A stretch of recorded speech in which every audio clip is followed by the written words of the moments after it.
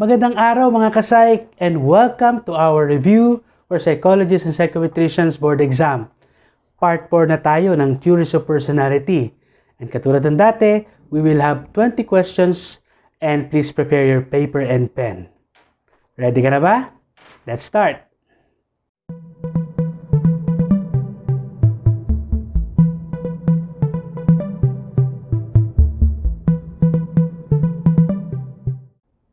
Theories of Personality Review Questions. Number 1. According to Bandura, when is it likely that apathy, resignation, and helplessness develop? Is it A. Low efficacy, high expectations? B. Low efficacy, unresponsive environment? B. High self-efficacy, responsive environment? Or D. High self-efficacy, unresponsive environment. Number 2. What belief does Bandura has different from Dollard and Miller and Skinner? Is it A. Modeling is a form of imitation? B. Stimuli cannot have reinforcement value? C. Cognitive process are important? Or D. Reinforcement is not a necessary condition? Number 3. A person who minimizes her previous accomplishment and exaggerates her past mistakes. For Bandura, this illustrates A. Self-reaction, B. Self-observation, C. Self-consciousness, and D. Judgment process. Number 4. Systematic desensitization is a technique that involves the following except A. Extinction of anxiety. B. Therapy-induced relaxation. C. Fear extinction through self. Or D. Therapy-induced defense. Number 4. Rotter assumes that A. Motivation is directed toward the goal. B. People are primarily motivated to reduce tension. C. Motivation stems from the environment. Or D. People are motivated only by internal needs. Number 6. According to Rotter, if expectancy is held constant and reinforcement value varies, then it is possible to predict A. The psychological situation, B. Interpersonal potential, C. Behavioral potential, or D. The need value. Number 7. Rotter sees needs as A. A state of deprivation, B. An indicator of direct behavior, C. A condition of arousal, or D. Social and physiological category. Number 8. According to Michel, behavior is determined by A. The interaction of person variables with situational variables, B. Environmental contingencies, C. Relatively permanent disposition, D. Interaction between need potential and freedom of movement. Number 9. Correlations of scores with factors are called A. Factor loading, B. Factor theories, C. Trait theories, or D. Superfactors. Number 10. Which correlation technique has been used by Cattell to measure unique traits? Is characteristics within the individual? Is it A. The P technique, B. The R technique, C. Q technique, or D. D technique? 11. Cattell has attempted to measure human personality from 3 directions using L data, Q data, and T data. Which of these would be an example of T data? Is it A. An aptitude test scores, B. An autobiography, C. A biography, or D. Supervisory ratings? 12. Extraverted types are characterized by all of this, except A. Sociability, B. Liveliness, C. Jocularity, or D. Thoughtfulness. Number 13. Introverted types are characterized by all except A. Quiet, B. Passive, C. Optimistic, or D. Sober. Number 14. Allport viewed personality as A. A closed system, B. An open system, C. Learned, or D. Inherited. Number 15. Allport saw people as being motivated mostly by, is it A. The need to reduce tension, B. Cultural influences, C. Unconscious forces, D. A variety of motives. Number 16. Allport's theory of personality is based mostly on A. Clinical experience, B. Factor analytic studies, C. Experimental investigation, D. Philosophical speculation. 17. Which of the following is most likely based on perseverative, functionally autonomous motives? Is it A. Regression to an infantile stage of development, B. Contraction of the pupil of the eye, C. Addiction to nicotine, or D. Watching one's favorite TV program? Number 18. Kelly calls the meaning or interpretation people place on events as A. Construct, B. Alternative, C. Postulate, or D. Corollaries. 19. Frank and Joe are tall. Jeff is fat. These statements illustrates the incorrect use of a construct because construct A.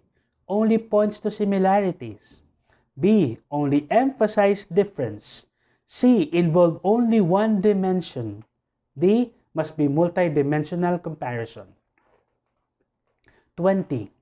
Kelly's insistence that a construct is an either or a proposition is reflected in this corollary. Is it A. Dualistic, B. Bimodal, C. Symmetry, or D. Dichotomy?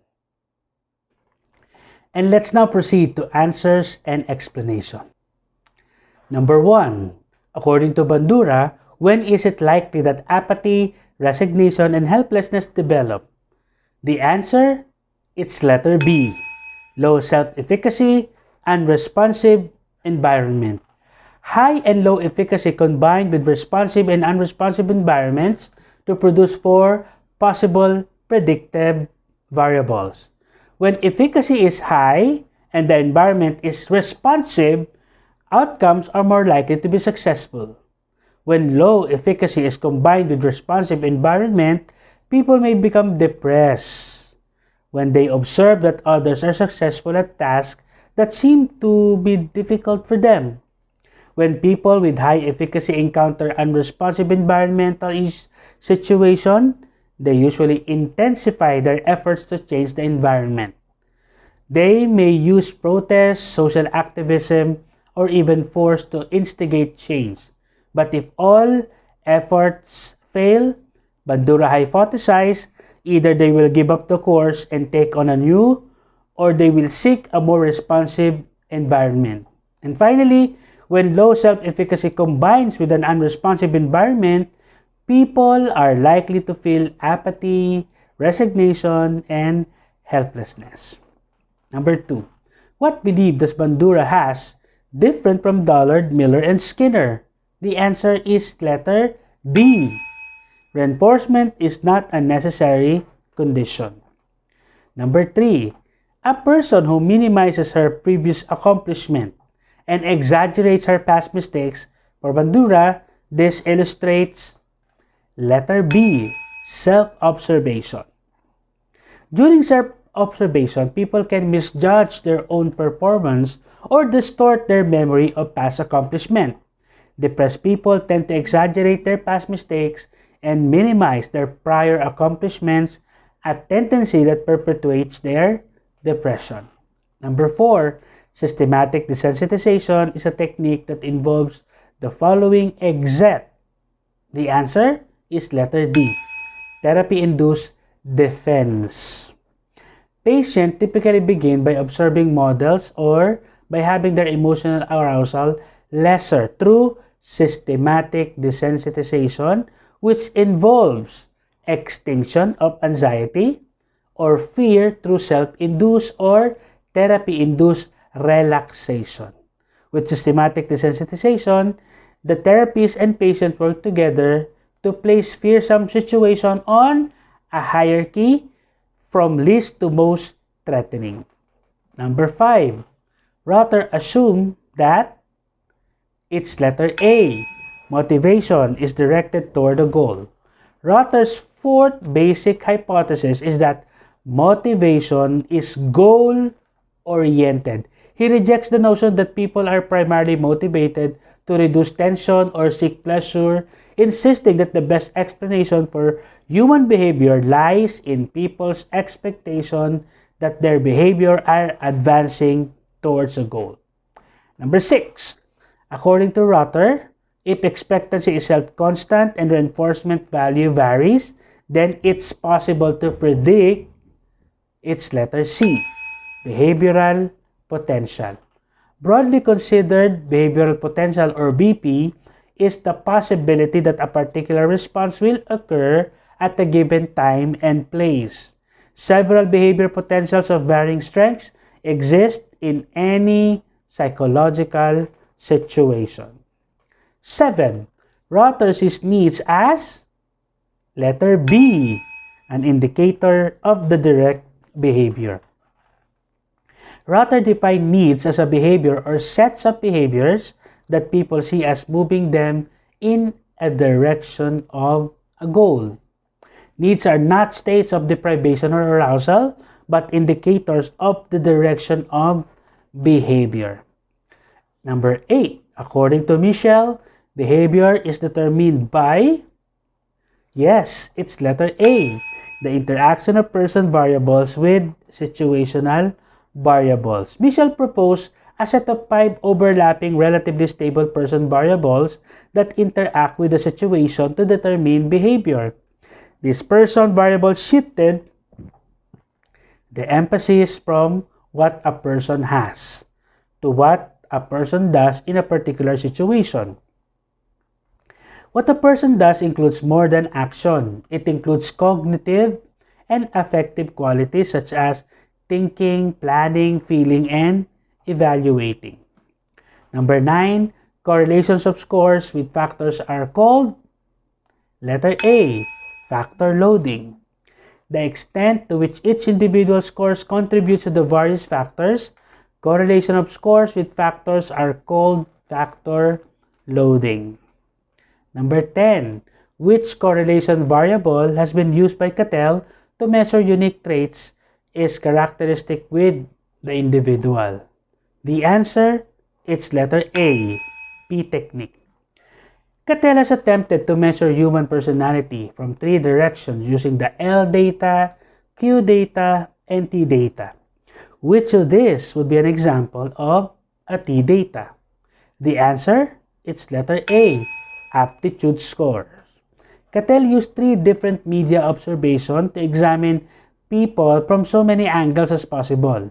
The 3 sources of data included person's life record, or the L data, derived from observations made by other people. Self-reports, or Q data, obtained from questionnaires and other techniques designed to allow people to make subjective descriptions of themselves.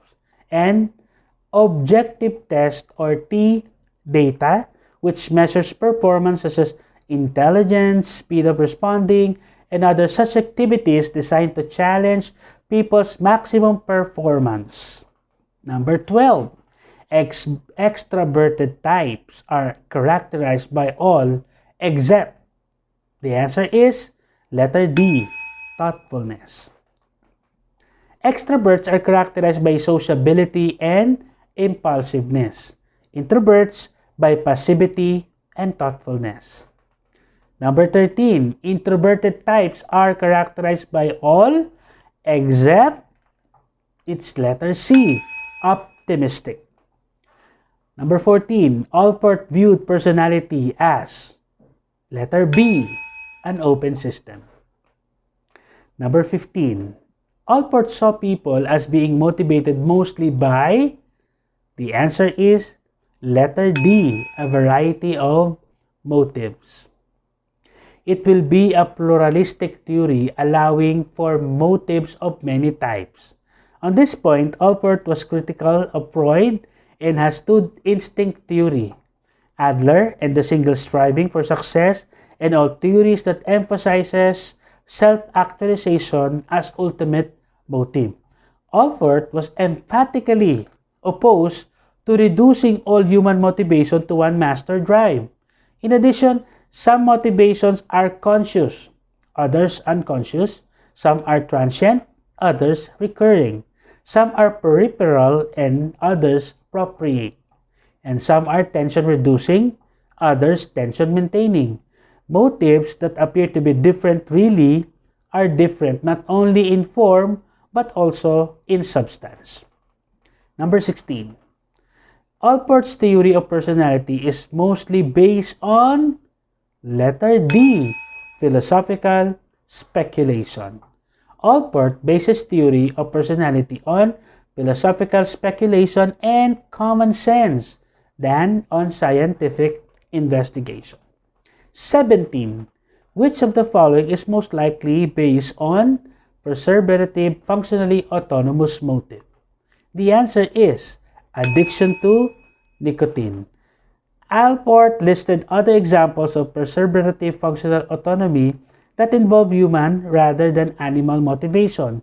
The first is an addiction to alcohol, tobacco, or other drugs when there is no physiological hunger for them. Alcoholics continue to drink although their current motivation is functionally independent from their original motive. 18. Kelly calls the meaning of or interpretation people place on events as letter A, construct. According to Kelly, all people, including those who build personality theories, anticipate events by the meanings or interpretation they place on those events. These meanings or interpretations are called constructs. 19. Frank and Joe are tall. Jeff is fat. This statement illustrates the incorrect use of construct because construct is letter C, involve only one dimension. A personal construct is one's way of seeing how things or people are alike and yet different from other things or people. For example, you may see how Ashley and Brenda are alike and how they are different from Carol. The comparison and the contrast must occur within the same context. For example, to say that Ashley and Brenda are attractive and Carol is religious would not constitute personal construct.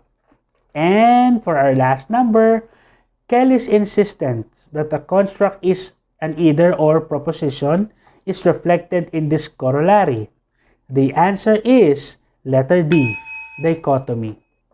If people construe events in dichotomized fashion, then it follows that they have some choice in following alternative courses of action. This is Kelly's choice corollary, paraphrased as follows. People choose for themselves that alternative in a dichotomized construct through which they anticipate the greater possibility for extension and definition of future construct. And that's the end of our drill for today. I hope marami ka pa rin natutunan. Mag-share and mag-subscribe na rin by clicking the subscribe button and hit the notification bell para sa mga updates natin sa mga drills. Keep safe and have a nice day.